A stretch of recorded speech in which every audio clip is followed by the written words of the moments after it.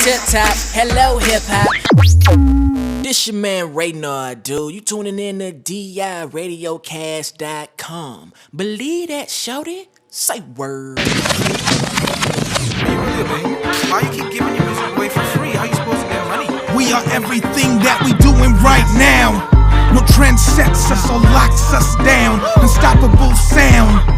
Palms bloody and open for you to see God's breath quailing. Do you believe?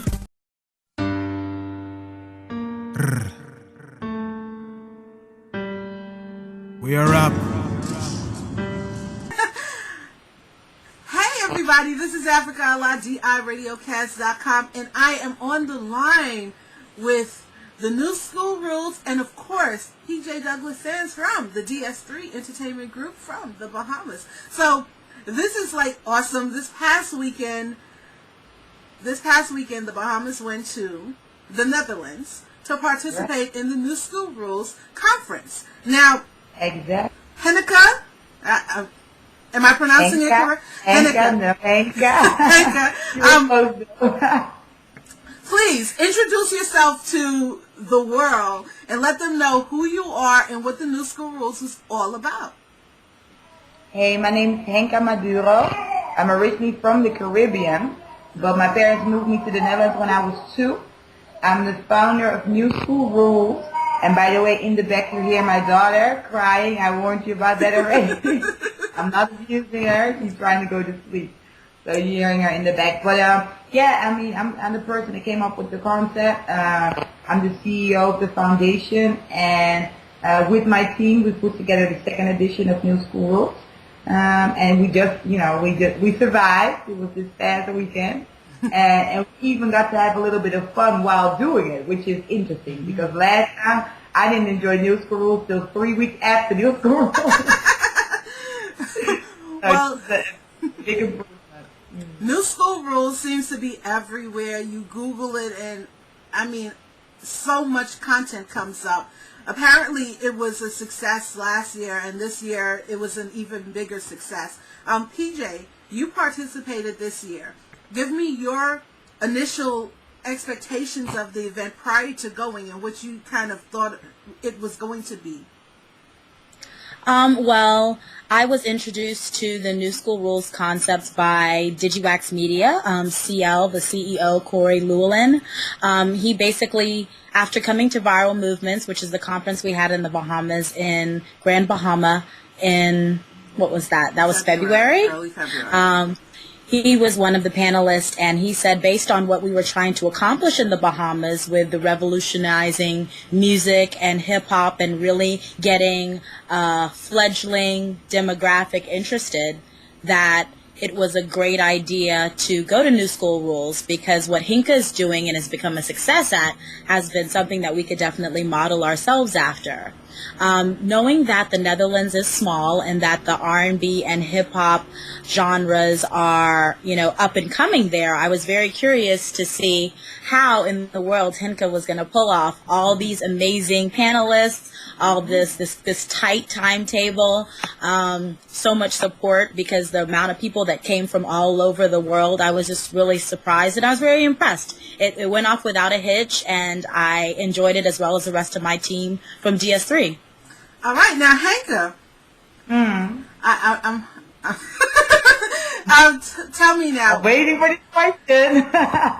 Tell me initially when you first came up with this concept, what inspired you to do this? Like, you said this is like your 2nd time. So 2 years ago, what was it that you were sitting down and you said, man, New Skool Rules, we should have a conference. And why the name New Skool?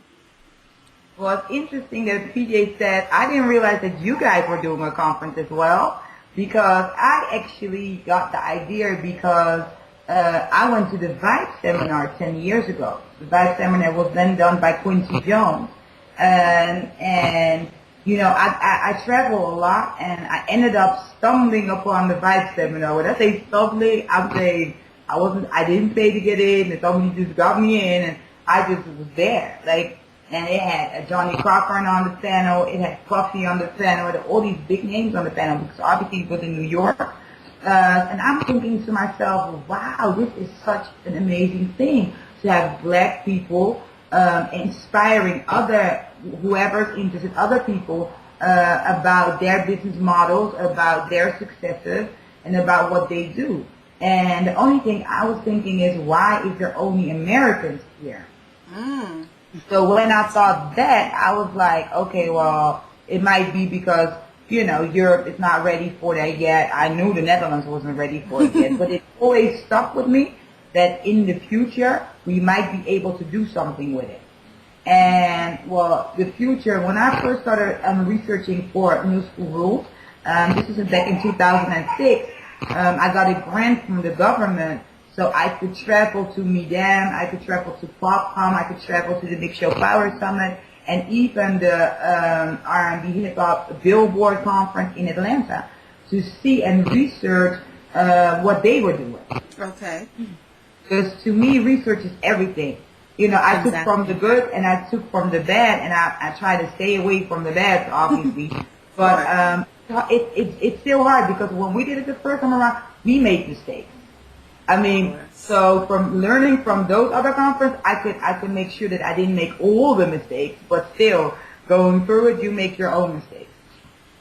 So from that learning experience to this one, I knew my crew had to be leaner. I knew that the venue needed to be smaller. I knew that to be able to touch people in different markets, we needed to go out to these markets. So this time we had auditions in Paris twice. We auditioned in Stuttgart, Germany. We auditioned here in the Netherlands. We auditioned in Atlanta and New York.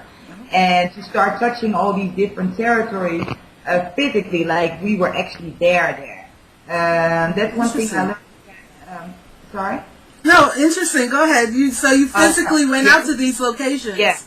Okay. Yes. I also went to London. I didn't do any auditions there, but I met with a lot of the movers and shakers in London to make sure that I could look them in the eye and be like, yo, I need y'all's help. Let's do this.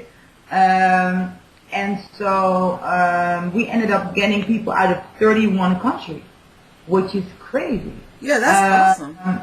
31 countries. I mean, and when I'm talking about from Malaysia to Singapore to Indonesia to obviously the Bahamas, but also Curacao, Suriname, Canada, a big group from Canada. We had a lot of people from the U.S. and everything in between. It was crazy. We had people from Congo, from all these different places.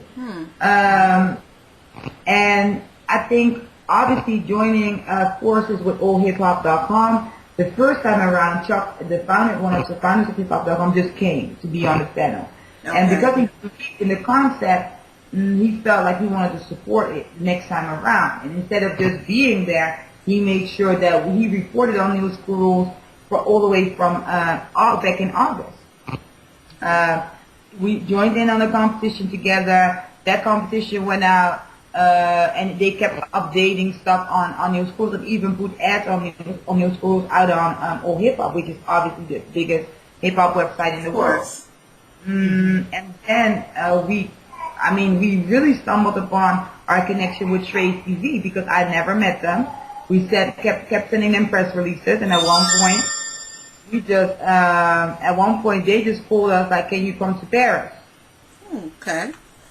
And I'm like, I really don't have budget for this, but let's go ahead, because you never know. And I was like, I need to know that you guys are serious, because I'm not trying to come to Paris. I have a lot of stuff on my plate.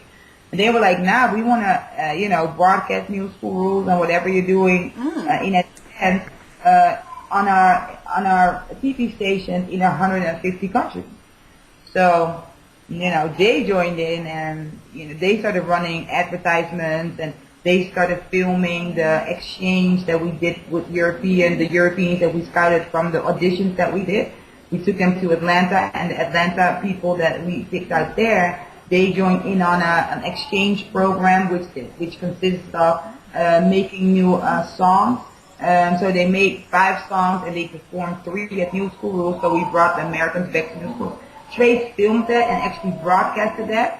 And after that, ran a lot of commercials, and will be also running some of the material from the actual conference.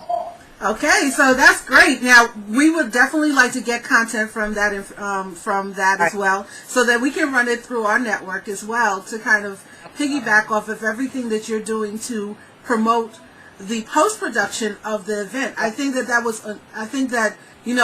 having these ideas and bringing life to these ideas are awesome, and we need to have more people that are doing things of this nature to benefit and enhance the growth and development of our culture, both subcultures and musical industries, because the music industry in itself is somewhat withering. Right, exactly. And I think that's...